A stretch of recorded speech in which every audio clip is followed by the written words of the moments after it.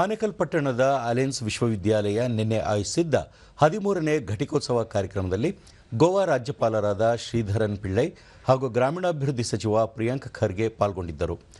ಸಭಾಪತಿ ಬಸವರಾಜ ಹೊರಟ್ಟಿ, ವಿಶ್ವವಿದ್ಯಾಲಯದ ಕುಲಪತಿ ಪ್ರೇಮಾನಂದ ಶೆಟ್ಟಿ, ಪ್ರೊಫೆಸರ್ ಅಭಯ್ ಚೆಬ್ಬಿ ಸೇರಿದಂತೆ ಗಣ್ಯರು ಉಪಸ್ಥಿತರಿದ್ದರು.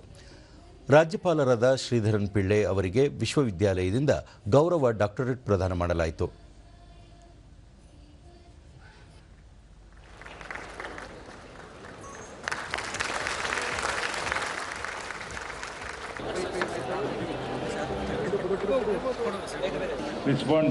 ಬಸವರಾಜ ಹೊರಟ್ಟಿ, ಇಂದಿನ ಜಾಗತಿಕ ಪ್ರಪಂಚದಲ್ಲಿ ಅವಕಾಶಗಳನ್ನು ಪಡೆಯಲು ವಿದ್ಯಾರ್ಥಿಗಳು ಸವಾಲುಗಳನ್ನು ಎದುರಿಸಬೇಕಿದೆ.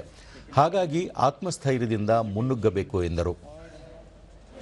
Public services always remember that your action and decisions can shape the future in ways you may not even imagine today. ಸಚಿವ ಪ್ರಿಯಾಂಕ್ ಖರ್ಗೆ ವಿದ್ಯಾರ್ಥಿಗಳಿಗೆ ಪದವಿ ಪ್ರದಾನ ಮಾಡಿದರು.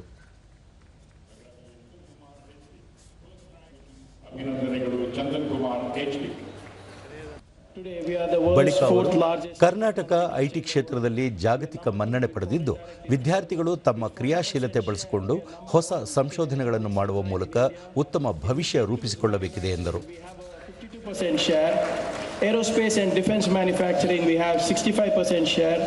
Karnataka is currently exporting close to around $5 billion worth of electronics accessories.